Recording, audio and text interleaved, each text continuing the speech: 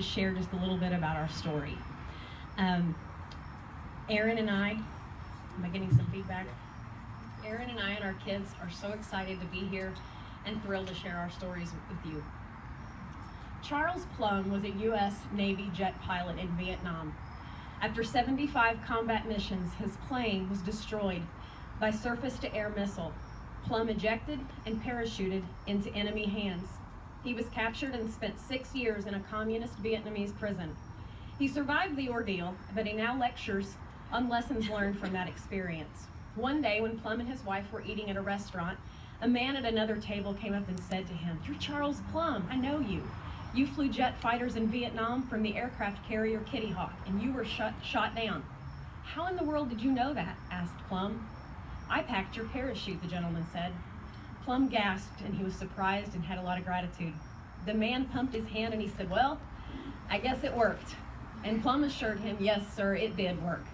If your chute hadn't worked, I wouldn't be here today."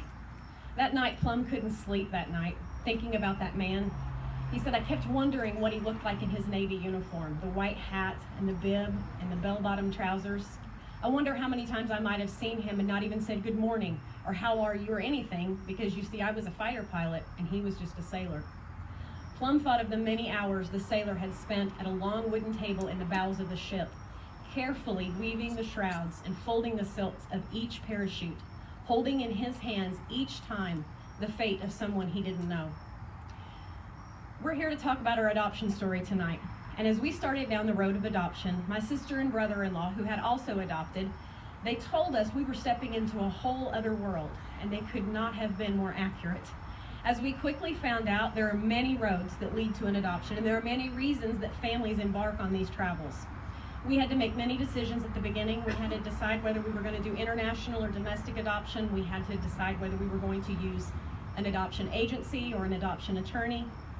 We soon learned, though, that the options were endless, but the end result was the same. We wanted to grow our family through adoption, and we trusted God would lead us on that journey. The options that we discovered and the families that we met along the way were vast, but there was one common theme to adoption. No matter what the reason or the method for adoption, loss was always present. Adoption is a beautiful and wonderful act, but it is not without pain and loss. During our adoption process, we met families that were on their adoption journey due to pregnancy loss, due to fertility loss. We learned during our adoption about the loss that the birth mother experiences as well. God never promises an easy road, but He does promise His presence during the loneliest stretches of our journeys. Once we stepped into the world of adoption, we learned that facet of loss must be handled with care and compassion alongside the celebration of that new baby. In order for loss to be managed in the healthiest way, there must be a support system. We are not designed by our Creator to do life alone. After we had been eligible to adopt for about 9 months, we received that phone call. It was on Valentine's Day 2012, and Aaron and I were working in our office, and we got the phone call, and on a Tuesday at about 10:30 a.m., we spoke on the phone with a young mother who was pursuing making an adoption plan for her son. He was 7 months old. We agreed to meet the next day. The initial meeting was filled with a million different emotions, anticipation and peace, all at the same time. We learned about her. We learned about her 2 daughters, who at the time were 2 and 4 years old. We learned about her history, and we learned about how she had come to the decision to place her son for adoption. During that day, we also learned about a place where she and her children had spent almost her entire pregnancy and had lived up until just a few weeks prior to our meeting. That place was the O'Connor House. When she spoke of this place, she spoke of home. She spoke of the people there, both staff and residents, and they were family. As I said, she had recently moved out of the O'Connor House, and she asked us that day if we would take her back to visit. And so we agreed, and we brought her back here to the O'Connor House. And it's so interesting to see the changes that have made in the last 3 and 4 years. It was just the house. There was no landscaping. There was no fence. There was no playground. And we walked in, and we seen firsthand why that was home and why this was her people. During the adoption process, she wanted to be here, and she needed to be with her family. That day we met Mandy, who provided her with encouragement and support. We saw firsthand how this ministry was impacting the lives of the mothers and their sweet babies. That day, she made the decision to place her son with us and asked us to adopt her sweet baby boy. The next day, we met with our adoption attorney to sign the necessary papers that would make everything official. The excitement was also accompanied by a piercing loss. Erin and I had each other to support one another, and our birth mother had Mandy. Mandy accompanied her, supported her, encouraged her, and she was Christ's hands and feet that day. She came to the office and provided support that no one else could. The loss was very real for her, and the O'Connor House provided the healing of Christ's love that day. The O'Connor House provided our birth mom necessary care and assistance while she was pregnant, offered assistance in education and training opportunities, provided a safe and loving and nurturing environment for her children to thrive in, and then also gave her the love and support she needed both during and after the adoption. The work that happens here in this home is incredible. We are forever grateful for the role that the O'Connor House played that day in the adoption of our son and still continues to play in his development as he grows into a young man. The O'Connor House is packing the parachutes of the women and children that they minister to every day. Every day, lives are saved as a result of the careful attention and love and service given to the residents that are touched by this ministry. Because Charles Plum was saved by that parachute, he now touches lives every day with his powerful story.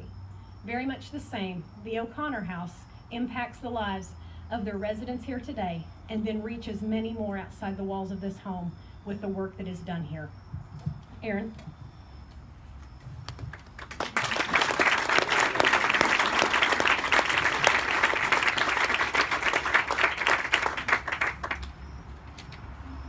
Start by apologizing because Father Han is funnier than I am and Kelly is prettier than I am.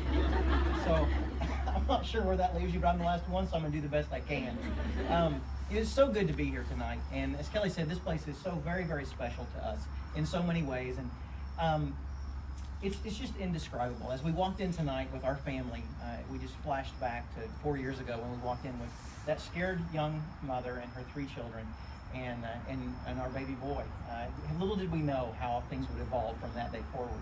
I want to start with a scripture that's one of my favorite scriptures, and it helps keep me focused as I go through life on a day-to-day basis in so many different facets of life. And it's Jeremiah 29:11, one that many of you I'm sure are very familiar with. And it says, "For I know the plans I have for you, says the Lord. They are plans for good and not for disaster, to give you a future and a hope." Father Han talked about hope. We talked about hope tonight already. What is life without hope? Hope is what keeps us going. This place is a place of hope. Aren't you glad that our God and Creator makes plans for us? You know, so many times we make plans and we think that we are wonderful plan makers. I can tell you a little longer than that, a year ago, we certainly didn't have plans to be here with you tonight. We didn't know that we would be here. When we were married 21 years ago, we didn't have plans to adopt a child. When we got married, in fact, our plan was to have a boy and a girl and then quit when we were done. That was my plan. We should have talked about our plans together a little bit more. But what an amazing journey it's been and what a blessing it's been. And to think that we have our son and all the things that have come as a result of that and our 4 beautiful daughters. God's plans were so much better than ours. Those of you that sat together and dreamed about this place and thought about what you would like to provide as ministry to this area, to women that were struggling and that were in need of help. Can you imagine sitting there and then sitting here today, the difference? And I would say God's plan was probably even greater than your dreams at that point. Who would have ever thought there would have been a grant to help build this house? And all of the things that happened that fell into place. And people argue at times that there is no God, and you don't have to look very hard to see that He is right here and so evident and so purposeful in the things that He does. And this house is a great example of that, and the men and women that work to make this house what it is to the people that it ministers to. It's a wonderful thing. The O'Connor House allows women and children to experience what they need to experience, and that is a relationship with God and a relationship with people. I think we're all created with a hole in our hearts that can only be filled by community and relationships and our Heavenly Father. And through this place, the women and their children get to experience that. And there's very few other places where they can get that. We learned with our birth mom that she lived in chaos.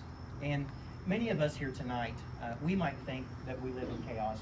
When school gets out and there's 10 different practices in 10 different areas and they're all scheduled 15 minutes apart, that seems like chaos. But that's not real chaos compared to what so many of these young women are experiencing. And they're lost and they're scared and they have nowhere to go. They used to have nowhere to go, and now they can come here. What a blessing that is. I want you to imagine for just a minute what it would have been like for our birth mom, who 5 years ago was pregnant. She had 2 little girls. She had been with a boyfriend for quite some time at that point, but when she got pregnant, he decided that he didn't need her anymore. And so she was abandoned by him. She was abandoned by her own family. And she didn't have anywhere to go. No money, no car, no food, no job. 2 little kids who were counting on her to sustain their lives. And we don't think about that so often because of how wonderful our lives are. We are so very blessed. But to actually worry about how you're going to feed your children is a real fear that this little girl had. And she was connected with this place. And she found God, and she found community. And when we were meeting with her the very first time, as Kelly mentioned, we sat and we talked, and she was scared, and we were scared. It's a pretty daunting thing to call a woman and say, we'd like to adopt your child. I'll tell you, I've made several cold calls in my life, and that was the hardest. And as we had that conversation, we were scared. I remember I said to her, I am scared to death, and she said, me too, I'm so scared. And I said, well, we can be scared together. But when we got together and we sat in person, we saw that she had a need to come here, as Kelly said.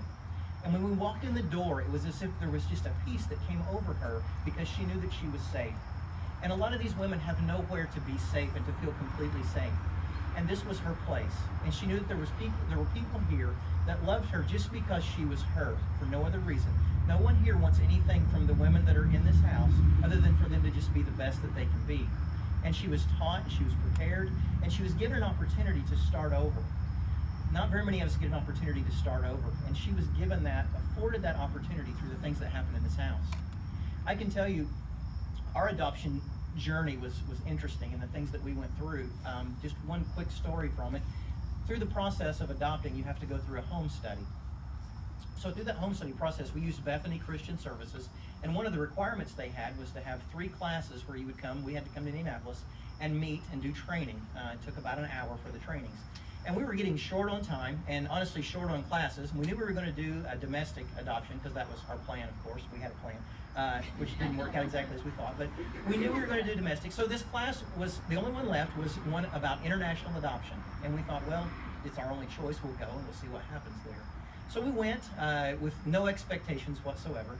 As we sat, we learned that many times in international adoptions, you will adopt a child that's not a newborn. Well, we had no desire to adopt a child that wasn't a newborn. We were going to do a domestic adoption, and everybody knows they're all newborns that adopt in the way that we were doing. Of course, that was our plan, and Boston was 7 months old when we got him, which is very rare. It's very unusual. But what we learned that night in that class was the importance of that child's surrounding in the first few months of their lives.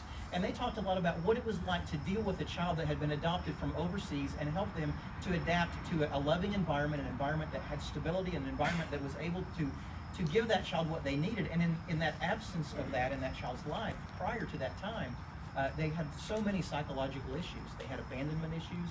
And it was very difficult for parents that had adopted children from overseas that had dealt with those things when they were young.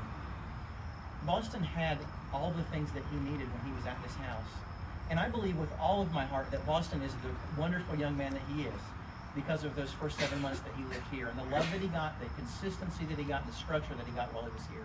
And we, our family, thanks you for that because our lives have been changed as a result of this place and the love that our son got in the first 7 months of his life. So thank you for that.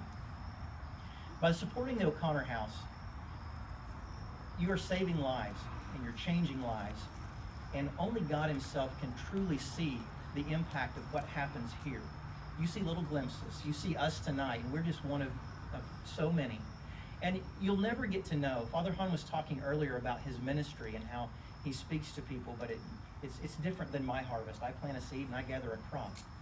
He plants seeds and he ministers and he teaches. This house, this community, you plant seeds and you minister and you teach. And the fruits of those labors may not be seen for many years, but you're impacting generations to come more than you could ever imagine. And only God can see those plans that he has and the things that he's doing through here.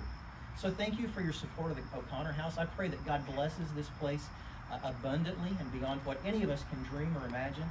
And we thank you so much for letting us be here with you tonight and speak to you.